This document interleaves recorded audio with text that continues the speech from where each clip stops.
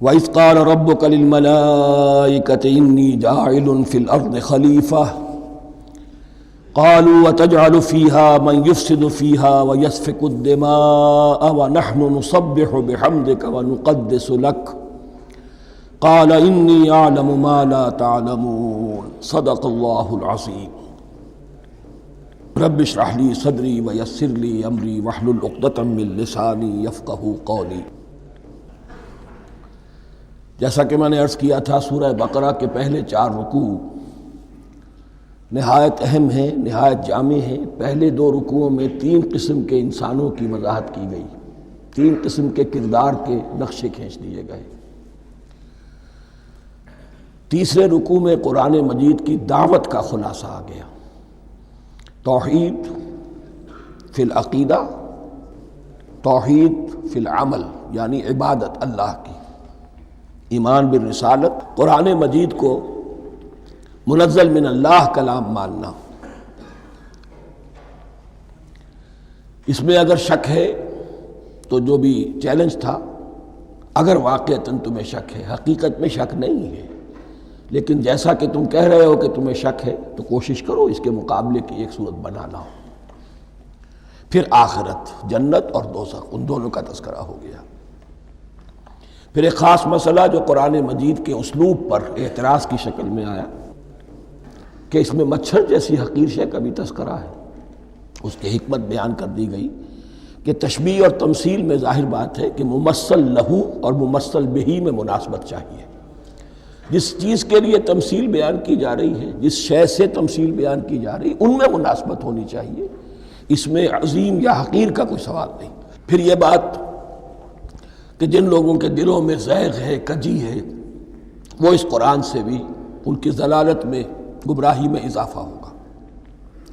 جو لوگ طالب حق ہیں ان کو یہ قرآن مجید ہدایت دے گا، اور کن کو اللہ گمراہ کرتا ہے؟ جو سرکش ہے، جو نمبر 1 اللہ سے جو عہد کر کے دنیا میں آئے تھے اس کی خلاف ورزی کر رہے ہیں، اور صلہ رحمی کے بجائے قطع رحمی کرتے ہیں۔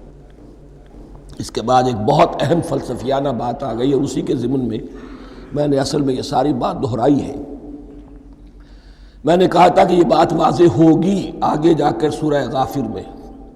پھر ذہن میں لائیے کہ جب یہ صورت نازل ہوئی ہے، سورہ غافر نازل ہو چکی تھی، لہذا یہاں اجمالی تذکرہ ہے، وہاں تفصیلی تذکرہ ہے۔ اہل جہنم کا قول نقل ہوا ہے، ربنا امتنا اثنتین واحییتنا اثنتین فاعترفنا بذنوبنا فہل الی خروج من سبیل۔ اے اللہ، تو نے 2 مرتبہ ہم پر موت وارد کی، 2 مرتبہ ہمیں زندہ کیا، اب ہم نے اپنے قصور تسلیم کر لیے، تو اب یہاں سے بھی کوئی اور مرحلہ ہے یا نہیں؟ یہاں سے نکلنے کا بھی کوئی راستہ ہے یا نہیں؟ اس سے حقیقت یہ واضح ہوئی، انسان کی تخلیق اول ہوئی عالم ارواح میں، صرف ارواح کی حیثیت سے، اور حدیث میں آتا ہے الارواح جنود مجندہ، لشکروں کی شکل، تمام انسان۔ ان سے عہد لیا گیا الست بربکم قالوا بلی، پھر سلا دیا گیا ارواح کو۔ یہ گویا کہ پہلی موت تھی جو ہم گزار آئے۔ پھر عالم خلق کا مرحلہ آیا۔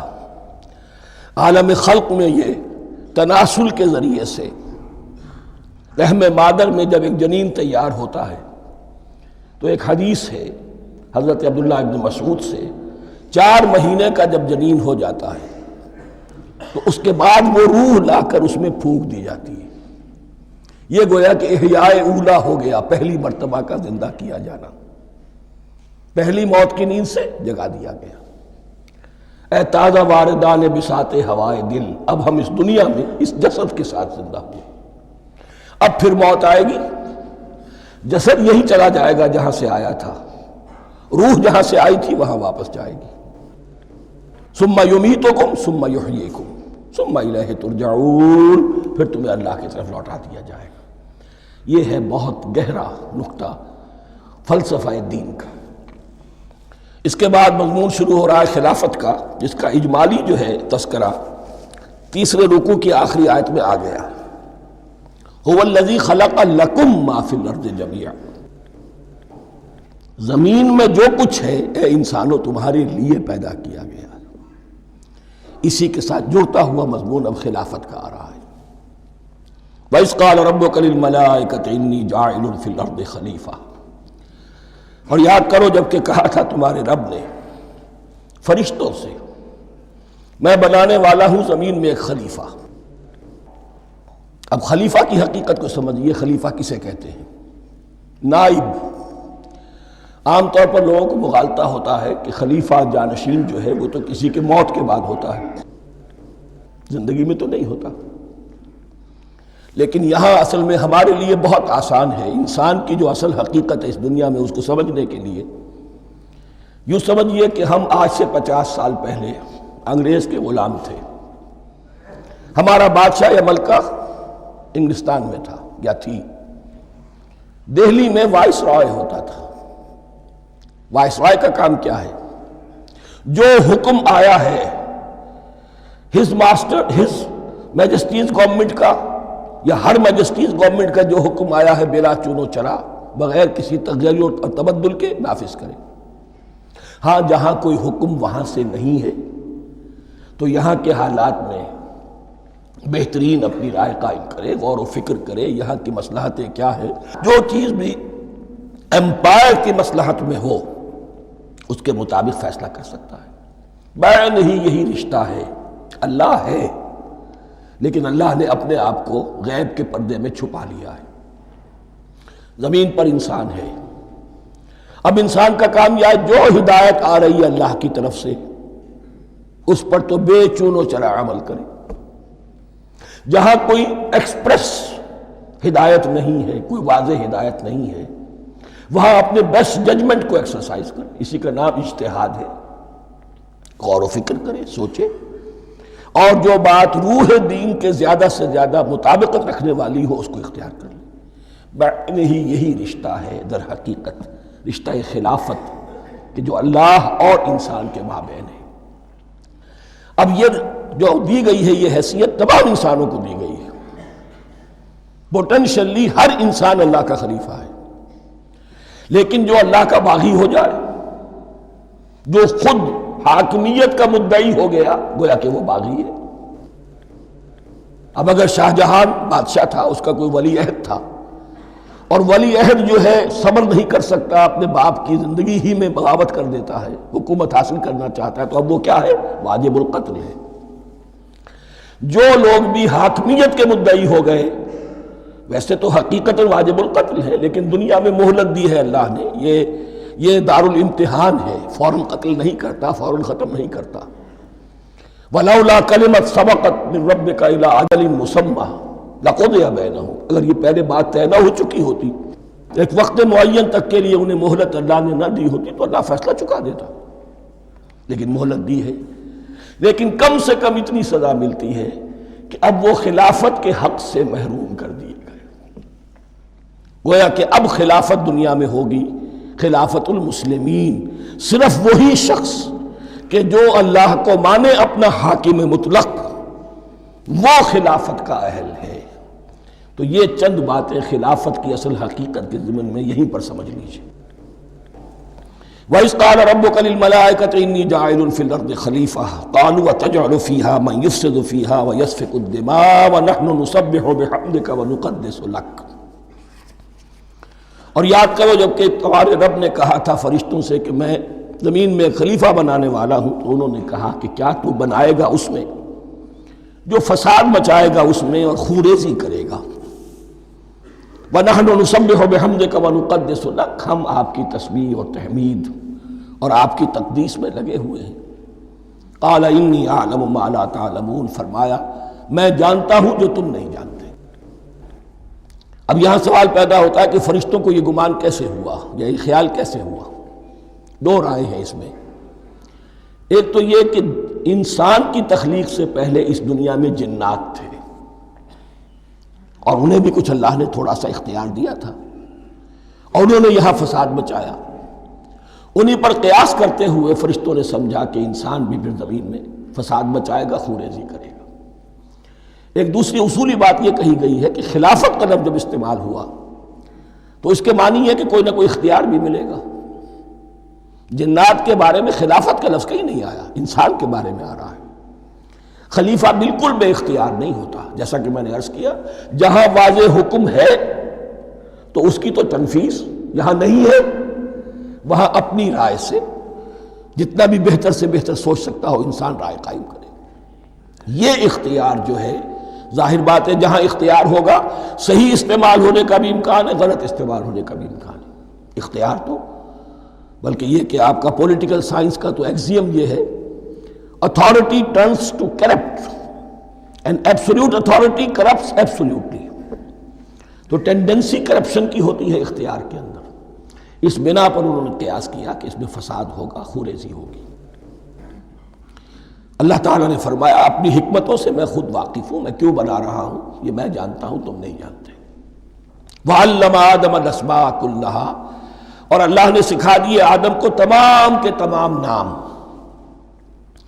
اب اس میں بھی ایک رائے تو یہ ہے، بلکہ اس میں تقریباً اجماع ہے مفسرین کا، کہ اس سے مراد ہے تمام اشیاء کے نام،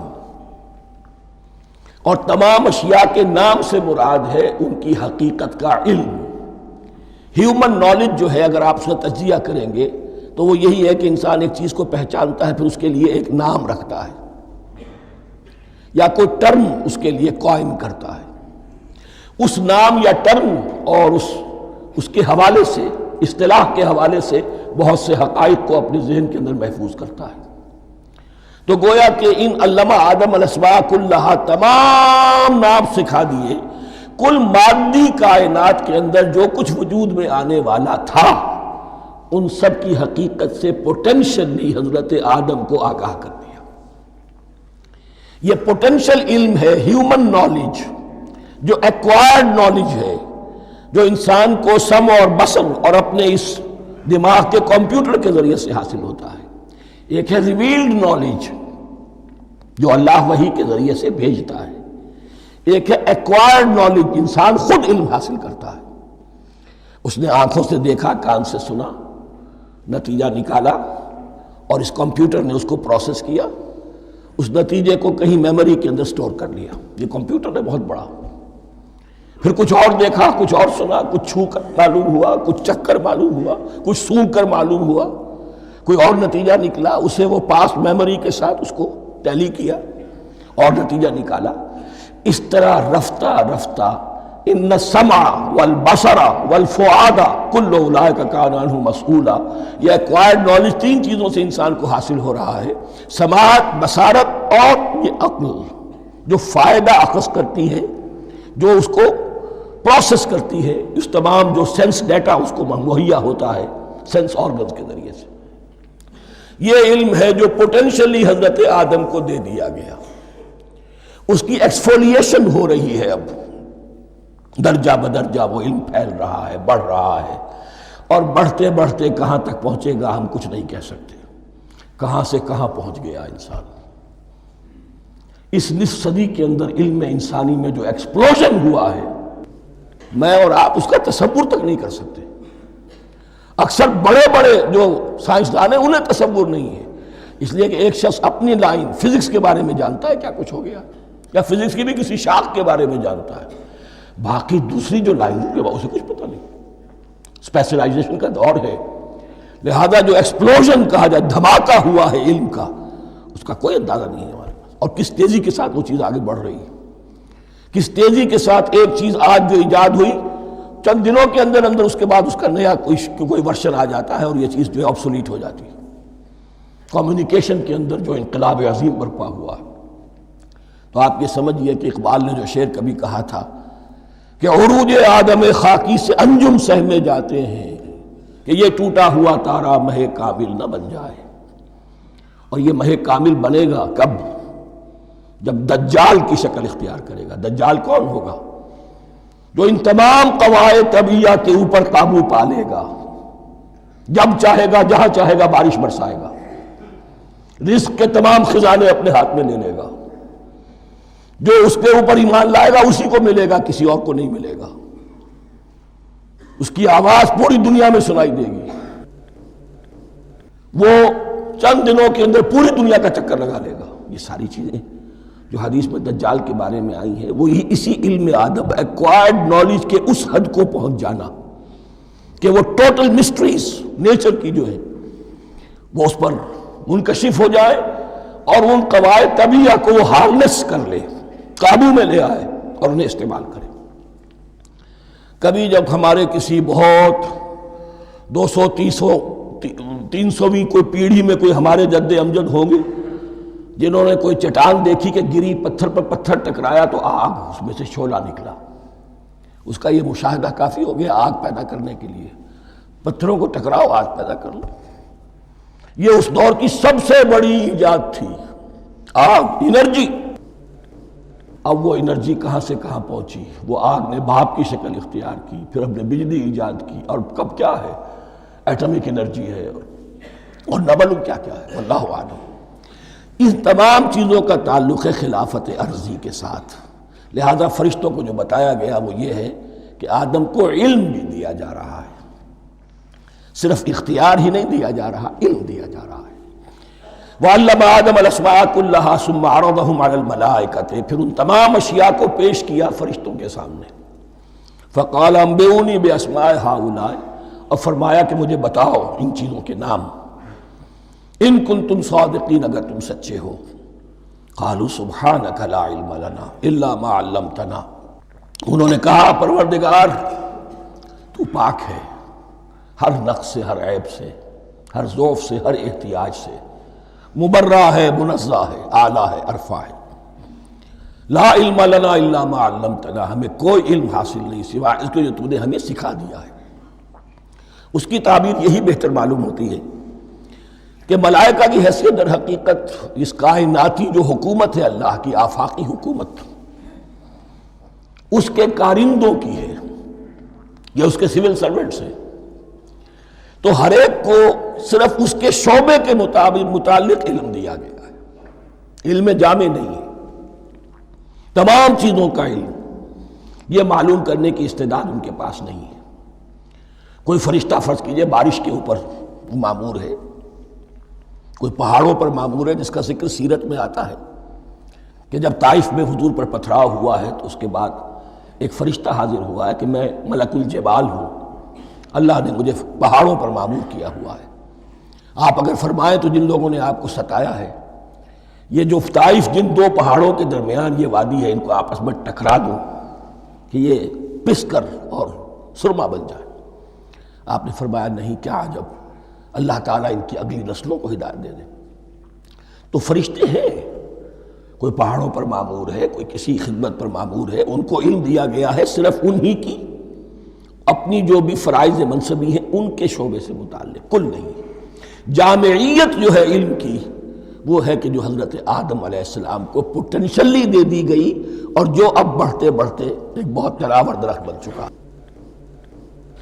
سبحانک لا علم لنا الا ما علمتنا انک انت العلیم الحکیم، یقیناً آپ ہی کی ذات ہے جو کل کے کل علم کی حامل ہے اور جس کے اوپر حکمت بھی، جس کی حکمت بھی کامل ہے، باقی تو ہر مخلوق میں سے ہر ایک کا علم ناقص رہے گا۔ العلیم، کل علم کا جاننے والا تو ہی ہے، الحکیم، کل حکمت وہ تو تیرے ہی پاس ہے۔ قال یا آدم انبئہم باسمائہم، اللہ نے فرمایا کہ آدم ان کو بتاؤ ان کے نام۔ فلما انباہم باسمائہم، تو جب انہوں نے بتا دیے ان کو، فرشتوں کو، ان کے نام، قال الم اقل لکم انی اعلم غیب السماوات والارض، تو اللہ نے فرمایا کہ میں نے کہا نہیں تھا کہ میں جانتا ہوں آسمانوں اور زمین کی تمام غائب چیزوں کو جو تمہاری نگاہوں سے بھی اوجھل ہے، غیب، میں ہر شے کا جاننے والا ہوں۔ وَأَعْلَمُ مَا تُبْدُونَ وَمَا كُنْتُمْ تَكْتُمُونَ، اور میں جانتا ہوں جو کچھ تم ظاہر کر رہے تھے اور جو کچھ تم چھپا رہے تھے۔ چھپانے میں محسوس ہوتا ہے کہ ان کی خواہش یہ تھی کہ خلافت ہمیں ملے، ہم خدام ادب ہیں، ہر وقت تسبیح و تحمید اور تقدیس میں مصروف ہیں، جو حکم ملتا ہے بجا لاتے ہیں، تو یہ خلافت کسی اور مخلوق کو کیوں ملے؟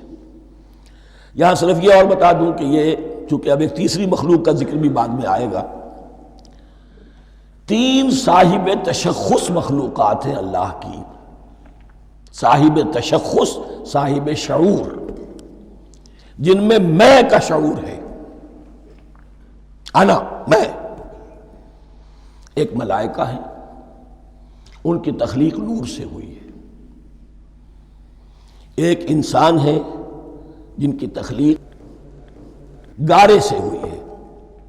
ایک جنات ہیں جن کی تخلیق آگ سے ہوئی ہے۔ باقی حیوانات ہیں، ان میں شعور تو ہے، خود شعور ہی نہیں ہے۔ Self consciousness, there is a world of difference between consciousness and self consciousness. انسان جب دیکھتا ہے تو اس کو یہ بھی معلوم ہے میں دیکھ رہا ہوں۔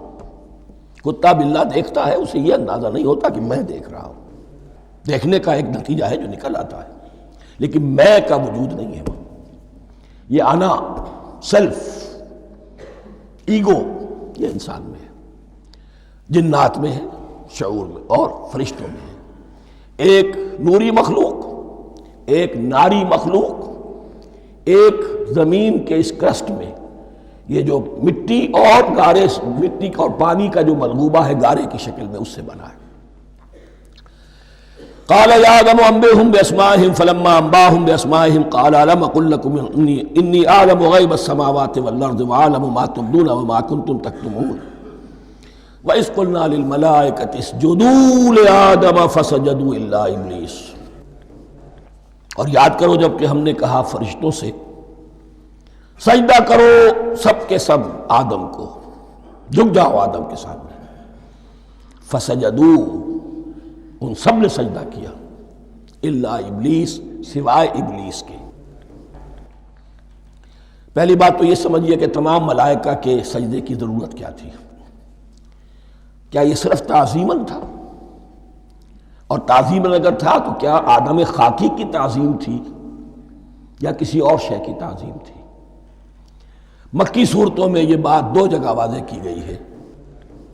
فَإِذَا سَوَّيْتُهُ وَنَفَخْتُ فِيهِ مِن رُوحِي فَقَعُوا لَهُ سَاجِدِينَ، جب میں اس آدم کی تخلیق مکمل کر لوں اور اس میں اپنی روح میں سے پھونک دوں تب گر پڑنا اس کے سامنے سجدے میں۔ تعظیم اگر ہے تو آدم خاکی کی نہیں ہے، اس کے اندر جو ڈیوائن ایلیمنٹ ہے، جو ڈیوائن سپارک ہے، جو روح ربانی ہے، میری روح، اس کی ہے۔ اور نمبر دو، اس کی حکمت کیا ہے، علت کیا ہے، غرض و غایت کیا ہے؟ جیسا کہ میں نے عرض کیا، اس کائنات کی اس حکومت کے کارندے تو وہ ہیں۔ خلیفہ بنایا جا رہا انسان کو، جب تک یہ ساری سول سروس اس کے تابع نہ ہو خلافت کیسے کرے گا؟ دیکھیے میں جانا چاہتا ہوں، چوری کرنے کے لیے جانا چاہتا ہوں، راستے میں کتنے فیکٹرز ہوں گے، کتنے فزیکل فینومینا ہوں گے۔ میں چلنا چاہتا ہوں، میں زمین کو دھکیلتا ہوں، زمین مجھے دھکیلتی ہے، زمین مجھے نہ دھکیلے تو میں کیسے چلوں گا؟ یہ پوری کائنات جو ہے، یہ جب ہم کوئی ارادہ کرتے ہیں اور کوئی فیل کرتے ہیں تو اس فیل کے پورے ہونے میں، اس کے ظہور میں نہ معلوم کون کون سے ایلیمنٹس ہیں، کون کون سی فورسز آف دی نیچر ہیں جو ہمارے ساتھ موافقت کرتی ہے تو ہم وہ کام کر سکتے ہیں۔ اور ان سب پر فرشتے مامور ہیں، ہر ایک کی اپنی ڈومین ہے۔ اگر وہ تابع نہ ہوں تو خلافت کی کوئی معنی نہیں۔ خلافت دی گئی ہے، یہ ادھر جانا چاہتا ہے جانے دو، یہ نماز کے لیے مسجد میں جانا چاہتا ہے جانے دو، یہ چوری کے لیے نکلا ہے نکلنے دو، اس لیے کہ اس کو جو اختیار دیا گیا ہے، اس کے اختیار کے استعمال میں یہ تمام جو قوتیں ہیں وہ اس کے ساتھ موافقت کرتی ہیں، تب اس کا کوئی ارادہ، وہ اچھا ہو یا برا، وہ پایہ تکمیل کو پہنچ سکتا ہے۔ یہ گویا کہ سبارڈینیشن اس کے لیے سمبل کہ تمام فرشتوں کو جھکا دیا گیا۔ البتہ اس آیت میں ایک مغالطہ پیدا ہوتا ہے، الا ابلیس، سوائے ابلیس کے۔ مغالطہ یہ پیدا ہوتا ہے کہ شاید وہ بھی فرشتہ تھا، اس لیے کہ حکم تو فرشتوں کو دیا گیا تھا۔ پھر نوٹ کیجئے، اس سے پہلے، بہت پہلے سورہ کہف نازل ہو چکی ہے، اور سورہ کہف میں فرما دیا گیا ہے کان من الجن ففسق عن امر ربی، وہ جن تھا پس اس نے سرکشی کی اپنے رب کے حکم سے۔ فرشتے کی شان یہ نہیں ہے، وہ اللہ کے کسی حکم کی سرتابی نہیں کرتا۔ لا یعصون اللہ ما امرہم ویفعلون ما یؤمرون، وہ اللہ کے کسی حکم کی نافرمانی نہیں کرتے اور جو حکم ملتا ہے بجا لاتے. یہ جنات کے اندر اختیار تھا جیسے اختیار انسانوں کو دیا گیا ہے.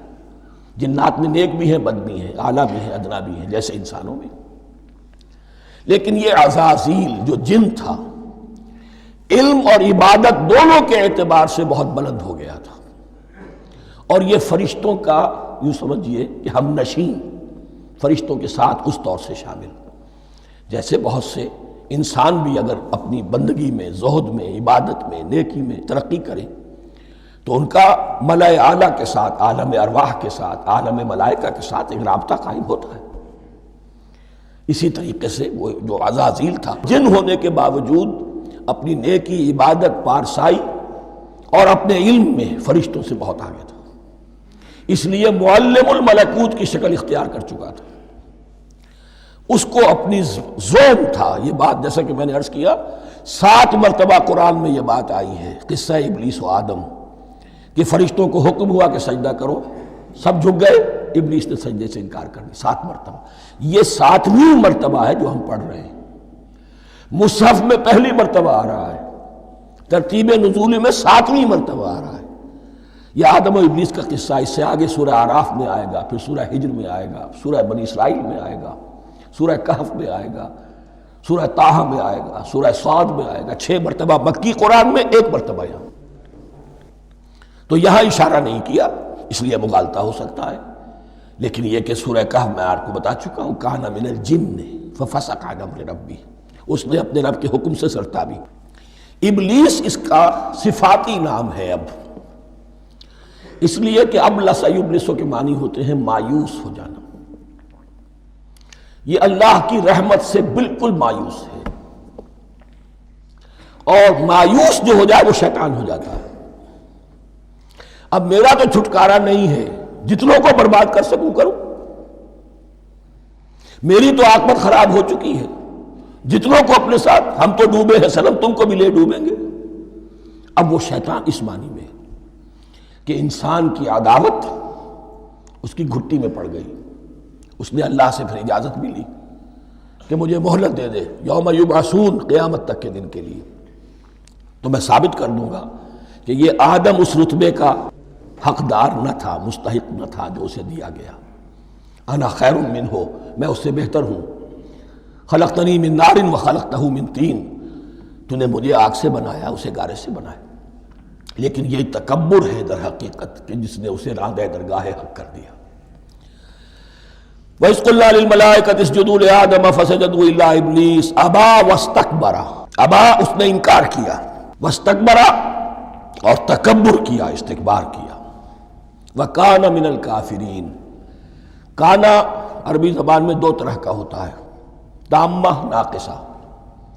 ایک معنی یہ ہو سکتے ہیں کہ ہو گیا، اب اپنے اس استکبار اور انکار کی وجہ سے کانا من الکافرین، وہ کافروں میں سے ہو گیا. ایک کانا تامہ ہوتا تھا ہی کافروں میں سے، یعنی اس کے اندر سرکشی چھپی ہوئی تھی، اب ظاہر ہو گئی. یہ معاملہ ہوتا ہے، کسی شخص کی بدنیتی اس کے اوپر پردے پڑے رہتے ہیں نیکی کے، زہد کے، کسی خاص وقت میں آ کر وہ ننگا ہو جاتا ہے، اور جو اس کے اندر تھا اصل، اس کی حقیقت، وہ سامنے آ جاتی ہے. اس کا امکان ہے. تو دونوں معنی اس کے ہو سکتے ہیں. وَقُلْنَا يَا آدَمُ اسْكُنْ أَنْتَ وَزَوْجُكَ الْجَنَّةَ، اور ہم نے کہا کہ اے آدم رہو تم اور تمہاری بیوی جنت میں. اب یہ جنت کون سی ہے؟ اکثر حضرات کے نام کر کے نزدیک یہ جنت کہیں آسمان ہی میں تھی، آسمان ہی میں حضرت آدم کی تخلیق ہوئی. البتہ یہ سب مانتے ہیں کہ ایک وہ جنت الفردوس جو ہے جس میں جانے کے بعد پھر واپس نکلنے کا کوئی امکان نہیں، یہ وہ جنت نہیں ہے جس میں کہ آخرت میں لوگوں کو جا کر داخل ہونا ہے. اس میں داخل ہونے والے کے نکلنے کا کوئی امکان نہیں. ایک رائے یہ بھی ہے، میرا رجحان اس رائے کی طرف ہے، تخلیق آدم اسی زمین پر ہوئی ہے. وہ جن مراحل سے گزری ہے تخلیق، وہ ایک علیحدہ مسئلہ ہے. بائیولوجی اور وحی دونوں اس پر متفق ہیں کہ مٹی سے، کرسٹ آف دی ارتھ سے انسان بنا ہے. اس پر اتفاق ہے قرآن کا بھی اور بائیولوجی کا بھی، جدید علم الحیوانات کا بھی، علم الحیات کا. سٹیجز کیا ہیں؟ اس میں اختلاف ہو سکتا ہے، اس کو چھوڑ دیجئے، وہ اس وقت کا بحث نہیں۔ یہی کسی اونچے مقام پر کوئی سرسبز و شاداب علاقہ تھا جہاں حضرت آدم کو رکھا گیا، جہاں ہر طرح کے میوے تھے، ہر شے، لا تظمأ فیہا ولا تضحیٰ، نہ اس میں بھوک لگے گی، نہ دھوپ تمہیں ستائے گی، ہر طرح کی چیز تمہیں فراہم ہے۔ وہاں رکھے گئے ہیں صرف ایک ڈیمانسٹریشن کے لیے کہ انہیں نظر آ جائے کہ شیطان میرا دشمن ہے، وہ مجھے ورغلائے گا، طرح طرح سے میرے اندر وسوسہ اندازی کرے گا، میرے اور میری اولاد کے، صرف ایک ڈیمانسٹریشن۔ اس کی مثال یوں سمجھیے کہ سلیکشن تو ہو گیا، سی ایس پی گریڈ میں کوئی شخص آ گیا ہے، لیکن اب وہ سول سروس اکیڈمی میں رکھا جا رہا ہے۔ تو یہ کوئی اکیڈمی ہو سکتا ہے اسی زمین پر ہو، صرف بتانا یہ تھا کہ تمہیں معلوم ہو جائے کہ یہ شیطان تمہارا دشمن ہے۔ اس لیے کہ اس میں جو ایک لفظ حبوط کا آ رہا ہے، وہ حبوط صرف ایک ہی معنی میں نہیں ہوتا، دوسری معنی میں بھی ہے۔ واللہ عالم، یہ چیزیں پھر متشابہات میں رہیں گی، اس لیے ان کے بارے میں کوئی ایک رائے دوسری رائے، اس کے لیے ذہن سے، عقل سے بات کر کے ایک یا دوسری رائے اختیار کر سکتے ہیں۔ وَقُلْنَا يَا آدَمُ اسْكُنْ أَنْتَ وَزَوْجُكَ الْجَنَّةَ، اور ہم نے کہا کہ رہو اے آدم، تم بھی اور تمہاری بیوی بھی باغ میں، اس باغ میں، الجنہ، اس باغ میں، گویا کہ اشارہ کیا جا رہا۔ وَكُلَا مِنْهَا رَغَدًا حَيْثُ شِئْتُمْ، اور کھاؤ اس میں سے با فراغت جہاں سے چاہو، ہر طرح کا پھل ہے کھاؤ۔ وَلَا تَقْرَبَا هَٰذِهِ الشَّجَرَةَ، یہاں پہ اس درخت کا نام نہیں دیا گیا، اشارہ، اس درخت کے قریب مت جانا۔ فَتَكُونَا مِنَ الظَّالِمِينَ، تو تم ظالموں میں سے ہو جاؤ گے، تم حد سے گزرنے والوں میں سے ہو جاؤ گے۔ اب اس کی بھی حکمت سمجھیے کہ چونکہ ڈیمانسٹریشن کرانی ہے کہ تمہیں کسی چیز سے، ہزار چیزیں مباح ہیں دنیا میں، چند چیزیں پینے کی حرام ہیں، اب تم اگر ان ہزار مباح چیزوں کو چھوڑ کر حرام چیز کو پیتے ہو تو یہ تمہارا اختیار ہوا، جبکہ اللہ تعالیٰ نے مباحات کا دائرہ بہت وسیع رکھا ہے۔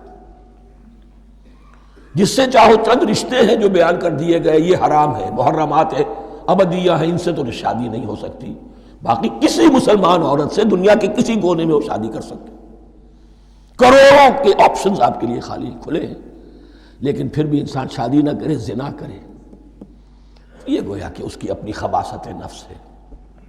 ایک نہیں، دو دو، تین تین، چار چار تک شادی کرو، اجازت ہے تمہیں۔ تو اس اعتبار سے مباحات، اب یہ پورا باغ تمہارے لیے مباح ہے، بس ایک درخت ہے، اس کے پاس نہ جانا، اور درخت کا نام لینے کی کوئی ضرورت نہیں، تو آزمائش تھی نا، صرف ایک آزمائش اور اس کی ڈیمانسٹریشن۔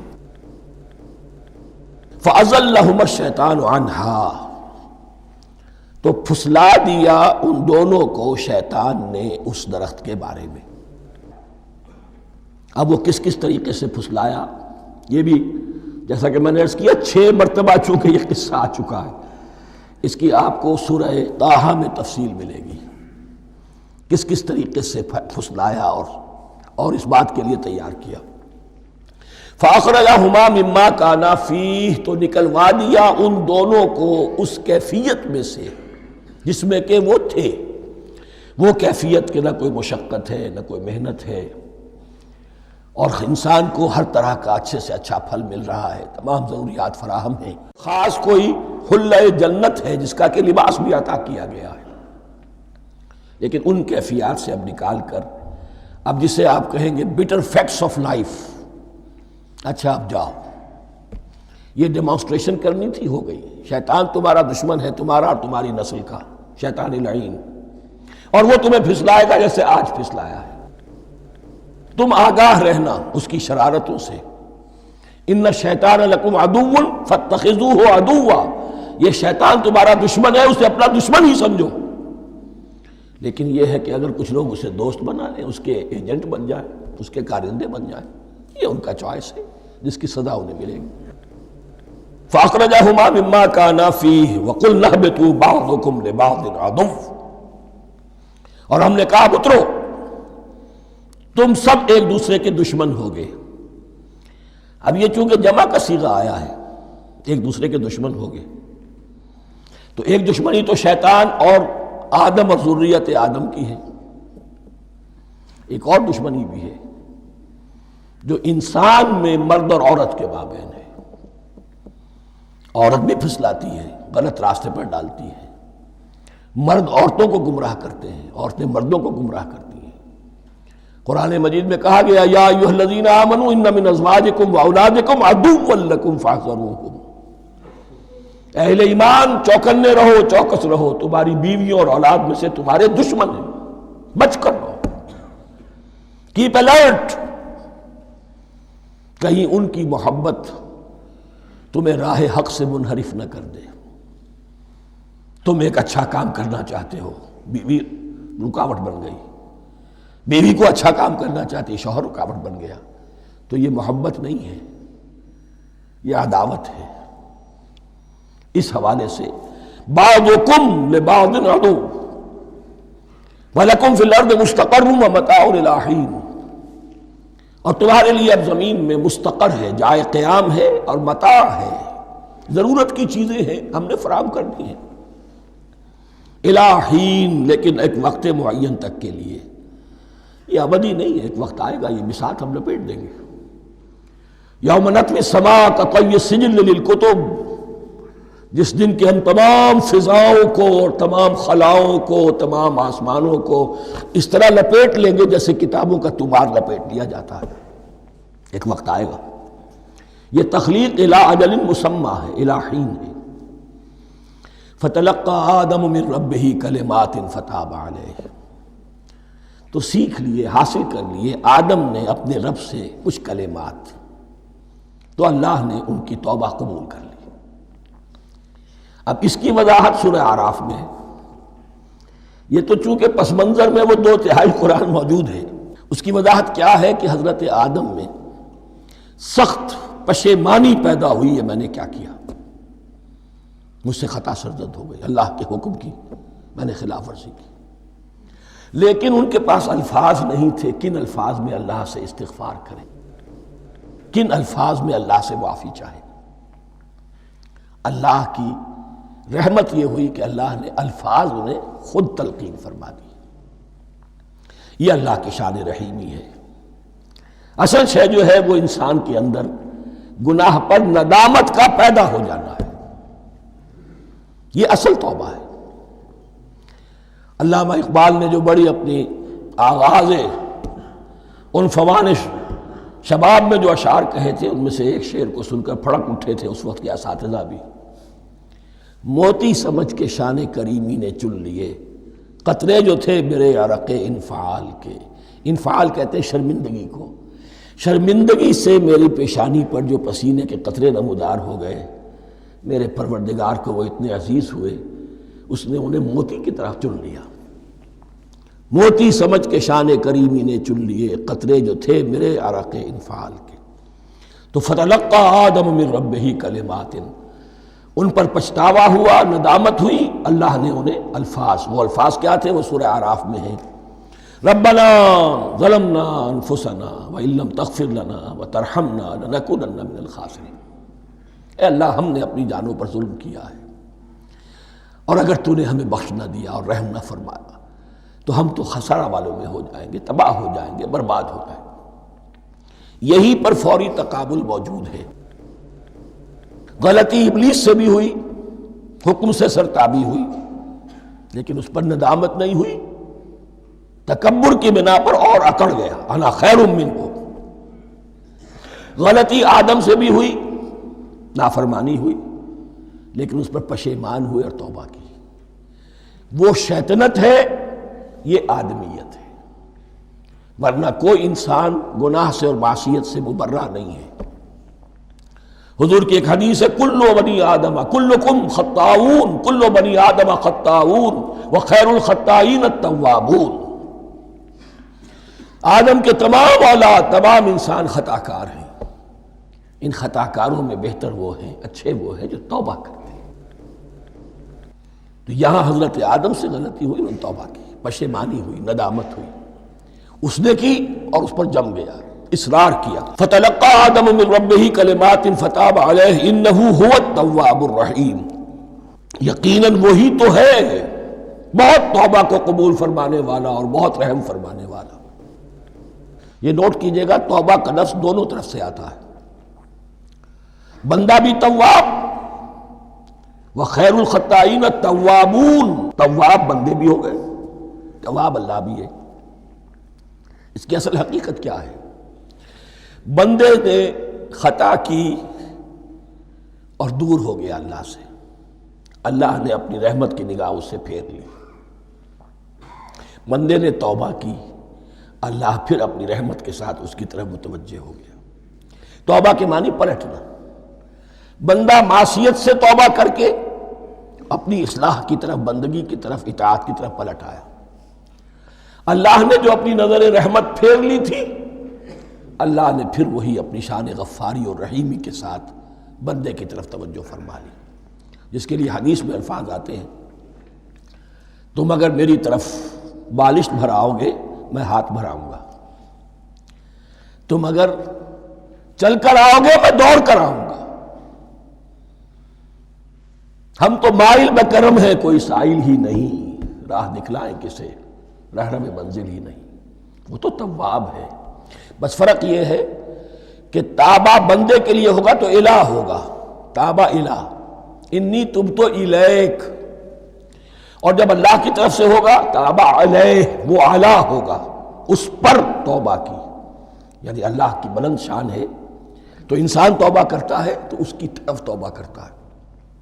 اللہ کی شان کیا ہے؟ وہ توبہ کرتا ہے تو بندے پر علیٰ، فتاب علیہ انہ هو التواب الرحیم۔ قلنا اہبطوا منہا جمیعا، ہم نے کہہ دیا اتر جاؤ اس سے اب تم سب کے سب۔ فَإِمَّا يَأْتِيَنَّكُم مِّنِّي هُدًى، اب یہاں لفظ آیا اہبطوا، یہاں بھی پہلے بھی آیا ہے۔ جو حضرات یہ سمجھتے ہیں کہ تخلیق آدم آسمانوں پر ہوئی ہے اور جنت بھی وہ آسمان میں ہے جہاں رکھے گئے تھے، آزمائشی یا ٹریننگ یا ڈیمانسٹریشن والی جنت، وہ یہاں حبوط کا ترجمہ کریں گے کہ آسمان سے زمین پر اترنے کا حکم دیا گیا۔ جو لوگ سمجھتے ہیں یہی کسی بلند مقام پر تھے، وہ کہتے ہیں کہ نیچے اترو، کسی بڑی اونچی سطح مرتفع پر اگر کوئی جگہ تھی تو اب نیچے اترو اور جاؤ، اب تمہیں زمین میں ہل چلانا پڑے گا، اب روٹی حاصل کرنے کے لیے یہ جو نعمتوں کے دسترخوان یہاں بچھے ہوئے تھے یہ اب تمہارے لیے نہیں ہے۔ اس کے لیے اس معنی میں اس لفظ کا استعمال جو ہے وہ آ جائے گا آگے چل کر اسی سورہ بقرہ کے اندر، کہ اس معنی میں بھی سورہ بقرہ کے 7ویں رکوع میں یہ لفظ استعمال ہوا ہے، تو امکان اس کا بھی ہے۔ بس اس سے آگے ادھر یا ادھر کی زیادہ بحث کرنے کا یہ موقع دورہ ترجمہ قرآن میں نہیں ہے۔ قُلْ اهْبِطُوا مِنْهَا جَمِيعًا فَإِمَّا يَأْتِيَنَّكُم مِّنِّي هُدًى فَمَن تَبِعَ هُدَايَ فَلَا خَوْفٌ عَلَيْهِمْ وَلَا هُمْ يَحْزَنُونَ، تو جب بھی آئے گی تمہارے پاس میری جانب سے کوئی ہدایت، تو جو کوئی میری ہدایت کی پیروی کرے گا اس کے لیے نہ خوف ہوگا اور نہ وہ حزن سے دوچار ہوگے۔ یہ ہے علم انسانی کا دوسرا گوشہ، ریویلڈ نالج۔ اس چوتھے رکوع کی جو حسن ہے اسے دیکھیے، شروع میں ایکوائرڈ نالج کا ذکر ہے جو پوٹینشلی حضرت آدم کی ذات میں رکھ دیا گیا، اور جو انسان نے پھر اپنی محنت سے ان السمع والبصر والفؤاد اس کے ذریعے سے آگے بڑھایا۔ یہ علم ہے چل رہا ہے، آج مغربی اقوام ہم سے بہت آگے ہیں، کبھی ایک زمانے میں مسلمان آگے نکل گئے تھے، لیکن ظاہر بات ہے کہ اس دنیا میں عروج تو انہی کو ہوگا جو ان چیزوں میں سب سے زیادہ جس کی آگہی حاصل ہوگی۔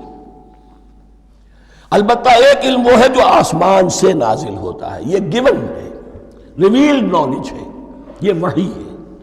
فَإِمَّا يَأْتِيَنَّكُم مِّنِّي هُدًى، تمہارے مقام خلافت کا تقاضا یہ ہے جو احکام ہمارے آئے، جو ہدایات ہم بھیجیں ان کو تو پوری طریقے سے اس کی پیروی کرو۔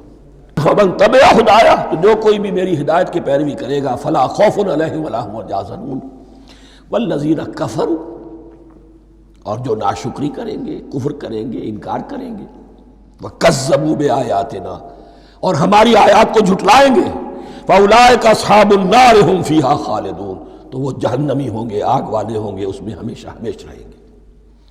یہ ہے گویا کہ چارٹر، اس نوع انسانی کو جو ابدی چارٹر اللہ نے دیا ہے، جبکہ زمین کا چارج دے دیا گیا خلیفہ کی حیثیت سے۔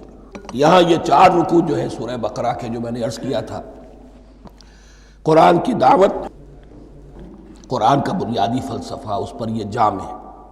اور یہ مکی صورتوں کے مضامین کا خلاصہ۔